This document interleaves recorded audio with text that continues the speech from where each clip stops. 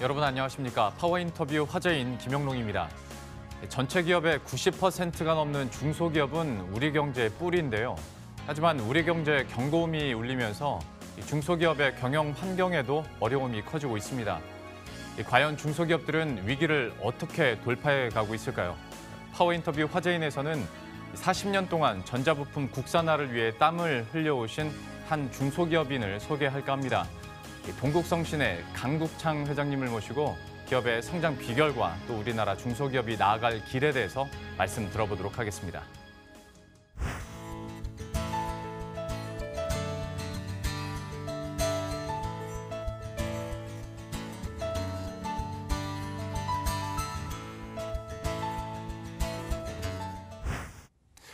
예, 먼저 오늘 바쁘신 가운데서도 자리해 주셔서 감사합니다. 반갑습니다. 반갑습니다. 네, 안녕하세요.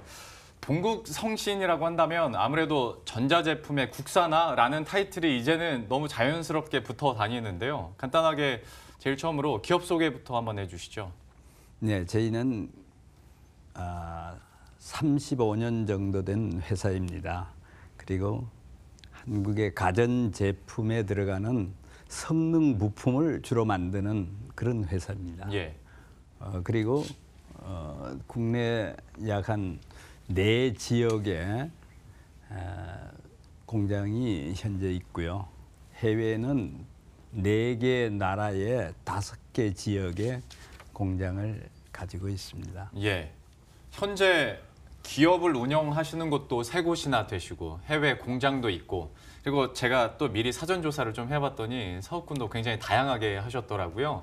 전자제품에 들어가는 핵심 부품을 생산하기도 하고 골프 리조트 사업도 하시잖아요. 네, 관련해서 그렇습니다. 어떤 사업 하시는지도 함께 설명해 주시죠. 저희는 우선 전자제품 중에서도 특별히 냉장고와 세탁기 예. 그리고 에어컨, 전기, 가전 모든 부품, 전기 보일러 이런 데 들어가는 이제 성능에 관련된 부품을 만들고 있고요.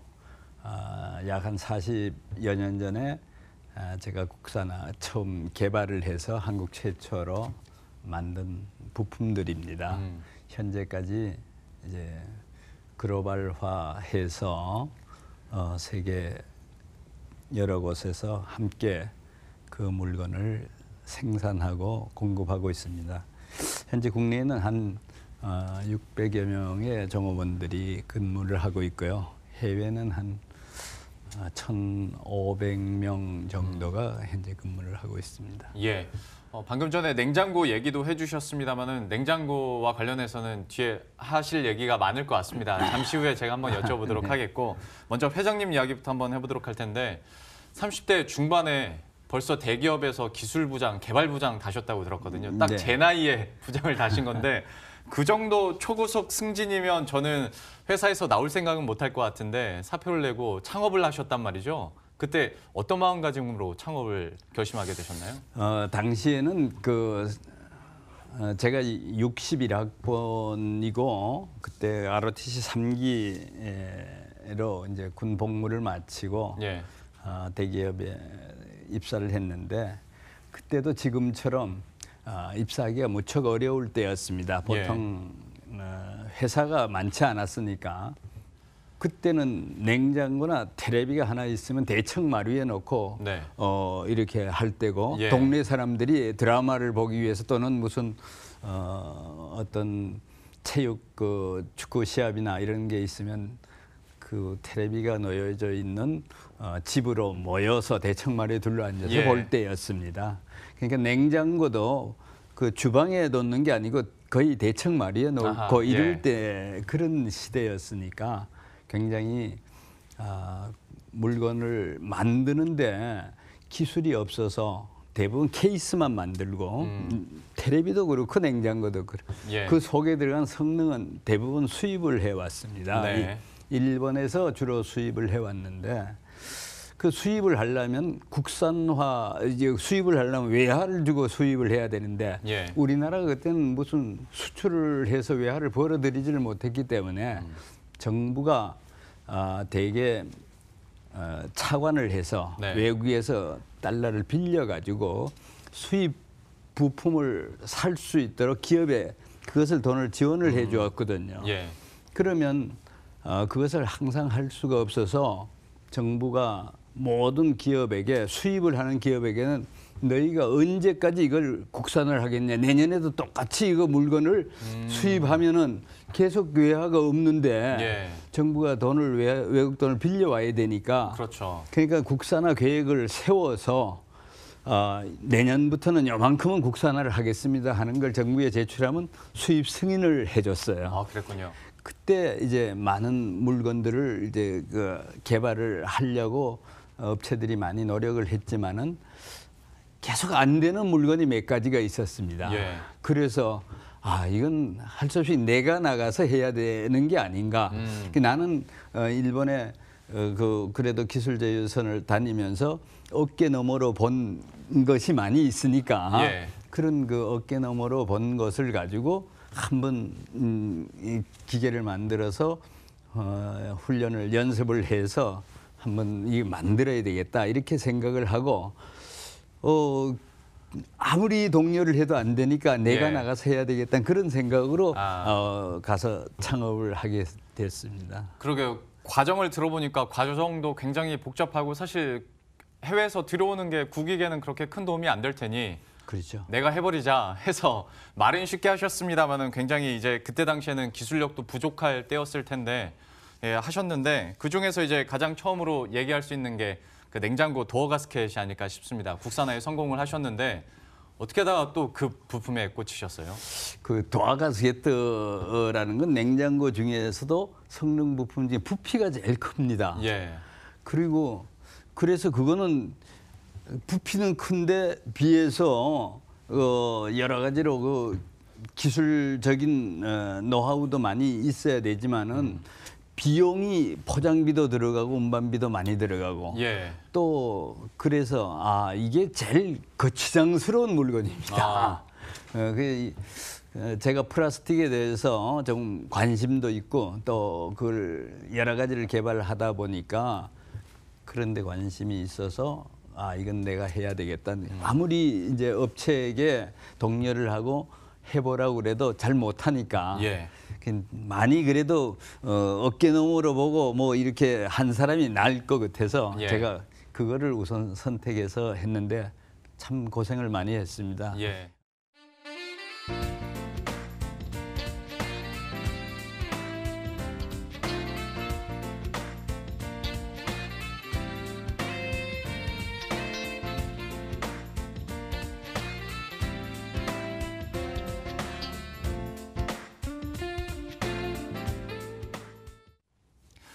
예, 그럼 이번에는 동국 성신 그 기업 성장 스토리에 대해서 한번 이야기를 해볼까 하는데요. 40년간 기업을 운영하셨지 않습니까? 네.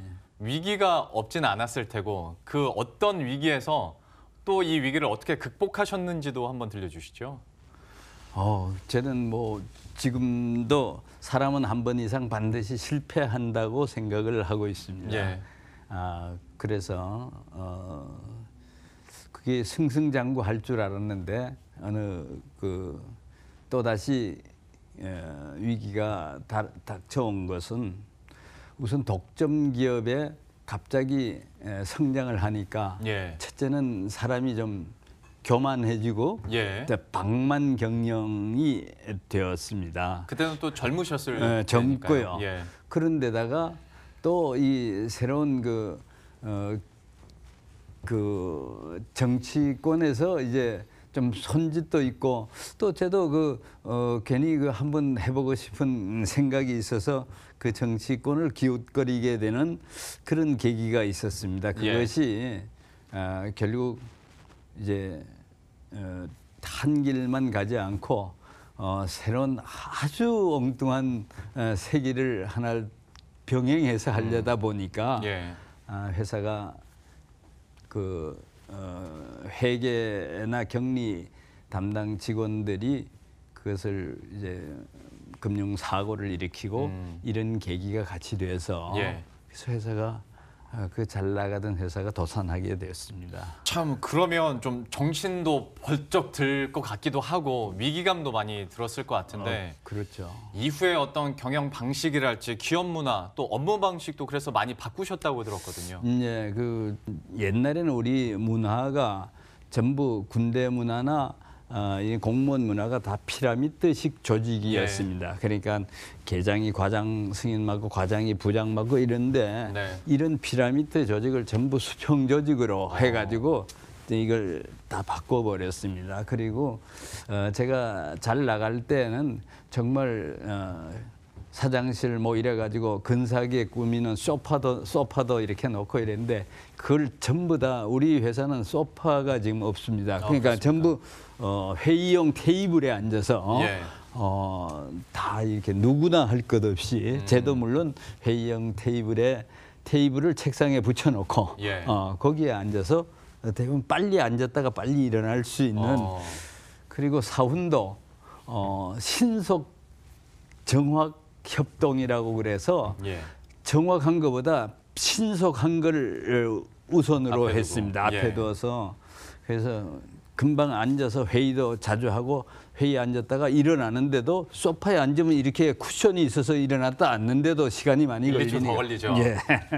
예. 그런 것도 감안해서 그렇게 바꾸고 저스트 인 타임이라고 그래가지고 무창고 운동, 창고가 없도록 예.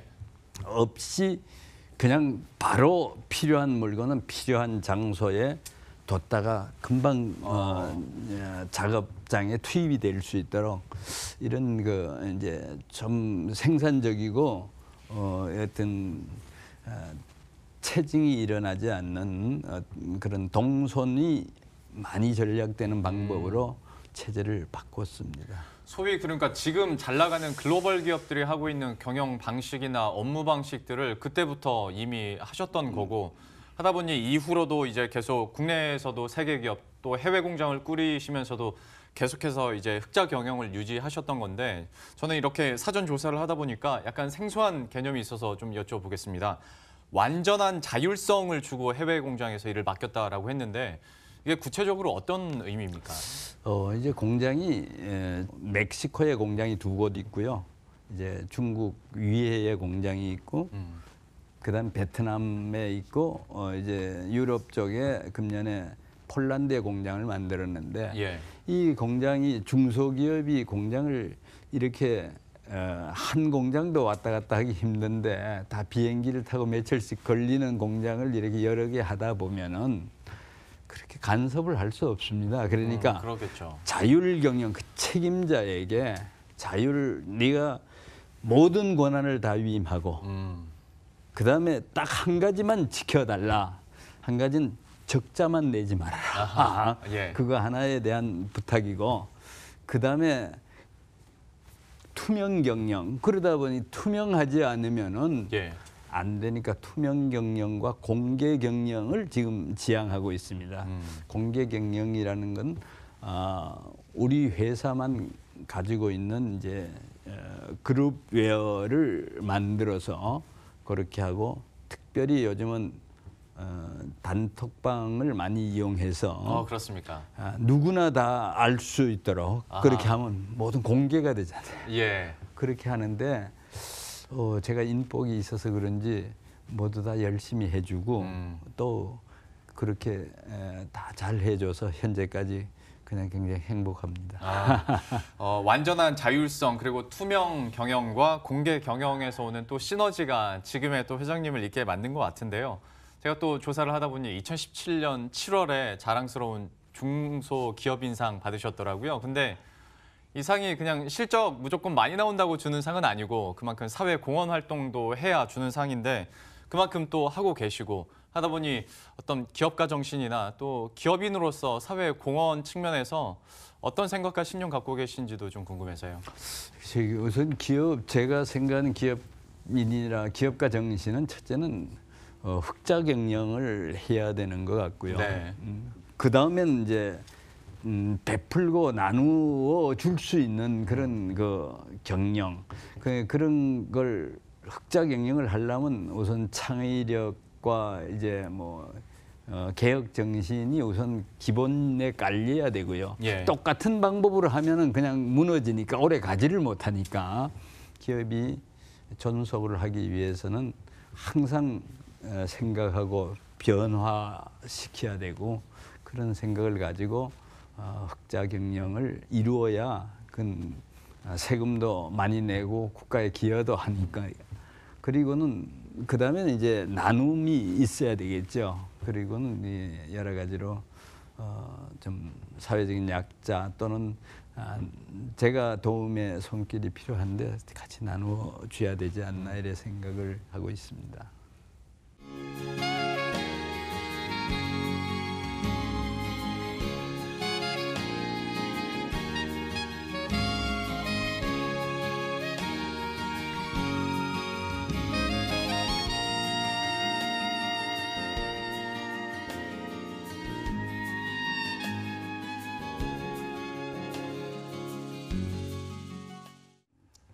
예, 이렇게 동국성신의 기업 스토리들까지 들어봤고요. 이번에는 우리 경제 그리고 중소기업계 이야기를 한번 해보도록 하겠습니다.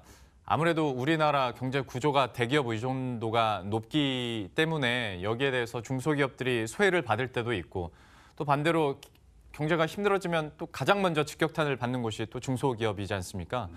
현재 우리나라에서 어떤 중소기업을 꾸려가는데 가장 큰 문제점 어디에 있다고 보고 계십니까? 우리나라는 태생적으로 그 중소기업이 대기업과 동반 성장을 해왔습니다. 예. 중소기업이 가장 취약한 것은 정보력하고 마케팅 능력이 없습니다. 네. 그래서 대기업이 그 역할을 해줬기 때문에 중소기업이 성장할 수가 있는 거죠. 중소기업이 어디 가서 정말 물건을 개발을 하려도 어디 가서 누가 어떤 게 필요한지를 정보를 입수할 능력이 부족하고요. 뿐만 아니라 그걸 했다고 그러더라도 외국에 가서 뭐 영어로 또는 그 나라 말로 이걸 파는데 이게 굉장히 어려움이 있으니까. 예. 그래서 대기업이 좋은 것은 중소기업에게 요 물건을 요 가격에 요거보다 성능이 나쁘지 않게 만들어주면 내가 사줄게 하는 그냥 중소기업이 아무 걱정 없이 그냥 외국어 하려고 노력하지 않아도 되고 예. 무슨 정보를 얻으려고 노력하지 않아도 되고 그냥 그것만 열심히 해서 개발을 하면은 됩니다. 그래서 이제까지 우리나라 중소기업의 대부분은 70% 이상이 대기업하고 관계가 연관이 돼서 이제까지 발전을 한 거거든요. 예. 그래서 만약에 중소기업을 대기업을 배제하고 중소기업이 하도록 한다면은 정부가 정보를 대신 해주든지 예. 그다음에 그 어떤 팔로 마케팅을 대신 해줘야 되는데 예. 그것을 대기업이 해주기 때문에 예. 우리는 동반 성장을 해야 된다고 생각을 하고요. 예. 하나의 대기업에 중소기업이 수백 개가 달려 있습니다. 수백 개가 달려 있고 하나의 중소기업에 소기업이 수십 개가 매달려 있어요. 거기에 예. 관련해. 그 소기업 아래 또 이제 어떤 정말 어려운 영세기업이라고 그럴까 무슨 소상공인들이 또 몇 개씩 붙어 있는 이런 시스템으로 우리나라가 돼 있기 때문에 예. 대기업이 만약에 우리나라를 떠난다 또는 대기업이 그 일을 잘 못한다 그러면 연쇄적으로 중소기업이 영향을 받을 수밖에 없는 이런 구조로 되어 있습니다. 그렇죠. 그래서 항상 대기업을 배제하고 중소기업이 발전하는 것은 굉장한 시간이 필요하다 이렇게 생각을 하고 있습니다. 예, 구조적인 문제에 대해서도 지적을 해주셨고 그런데 워낙 이제 경제 분위기나 사람들이 안 좋다 보니까 중소기업계에서는 계속 뭐 힘들어 죽겠다라고 얘기를 하고 있는 상황이고 이쯤 되면 정부 측에서도 좀 적극적으로 뭔가 방안을 내놓고 도와줬으면 하는 바람들이 분명히 중소기업계 안에서도 있을 거란 말이죠. 회장님께서도 어떤 중소기업 발전을 위해서 정부에게 바라는 점이 있다면 어떤 게 있을까요? 기업이라는 건 흑자 수익을 내지 못하면 기업이라고 얘기할 수가 없죠. 예. 그러면 지금 기업들이 자꾸 해외로 나가고 하는 것은 우리나라에서 하면 수익이 안 나기 때문에 나가는 겁니다. 지금 현재 우리나라는 특별히 자원이라고 하나도 없는 나라 아닙니까? 예. 정말 이제까지 이만큼 발전을 해온 거는 우리나라가 대기업이 파는 기술을 가지고 전 세계 다니면서 부지런한 손으로 만든 싼 가격에 부지런한 손으로 만든 제품을 세계 시장에 갖다 팔았단 말입니다. 예. 파는 것을 대기업이 팔았고요. 만드는 걸 중소기업이 거의 만들었어요. 대기업은 조립만 했죠. 그 중요 부품을 만들어서 그건 조립을 해서 조립하는 기술과 파는 기술을 대기업이 했고 그 실질 기능적인 부품을 만드는 걸 중소기업이 많이 담당을 해왔습니다. 그런데 지금 전 세계가 FTA라고 그래서 전 세계 제품 값이 거의 다 세계가 비슷합니다. 가격이. 그렇죠. 예. 뭐 자동차도 뭐 냉장고도 TV도 뭐 어떤 것이든지 가격이 비슷하고요. 그걸 만드는 데 들어가는 재료비가 다 비슷합니다. 어느 나라는 할 것 없이. 그래서 옛날에는 관세 장벽이 있어서 그 자재를 수입해 오면 관세가 있어서 굉장히 비용이 많았는데 요즘은 예. 전부 프리텍스가 시대가 돼 가지고 전부 관세를 안 매기니까 이게 운반비밖에 안 들어가는 그거는 별로 그렇죠. 가격에 영향을 많이 안 주거든요. 예. 그러니까 거기에서 이익을 남기려면 인건비를 빼야 되는데 예. 우리나라 인건비를 빼면은 남는 게 별로 없고요. 그러니까 남는 데로 옮겨가다 보니 대기업이 우선 옮겨갑니다. 그러니까 여기에 일거리가 여기서 많이 안 나오니까 따라서 중소기업도 옮겨가게 되는 거고 그래서 이렇게 경제가 갑자기 많이 어려워져 가는데 임금 상승, 인건비라는 것이 그것 때문에 굉장히 경쟁력을 상실시키기 때문에 중요하다 이렇게 생각을 합니다. 예. 현재 상황에 대한 문제점들을 지적해 주셨고 계속해서 화두가 되고 있는 인건비에 대해서도 지적을 해주셨는데요. 정부 측에서도 좀 적극적인 액션들이 있기를 이번 해에는 한번 바라보도록 하겠습니다. 참 이렇게 듣다 보니까 시간이 훌쩍 지나서요. 네. 마지막 질문 드리게 될 것 같은데요. 이 동국성신 앞으로도 하고 싶으신 게 많은 것 같습니다. 목표와 함께 우리 시청자 여러분들에게 한마디 해주시죠. 글쎄요, 제가 하고 싶은 거는 마지막 명문 장수 기업이 되고 싶습니다. 그걸 예. 목표로 하고 있고요. 그 명문 우리나라에는 이 장수 기업이 너무 없습니다. 일본은 26,000개 정도 있다는데 우리나라는 3개인가 뭐 10개 미만의 기업이 100년 기업이 일본만 해도 26,000개, 200년 기업이 4,000개 이상이 된다는데 우리나라는 100년 기업이 3개인가 밖에 안 된다고 그러니까 이것이 뭔가 좀 많이 모순이 있지 않느냐 이렇게 생각을 하고 뭔가 우리나라도 100년 이상 되는 장수 기업이 많이 생길 수 있도록 정책적인 배려가 있어야 되지 않나 이렇게 생각을 하고 있습니다.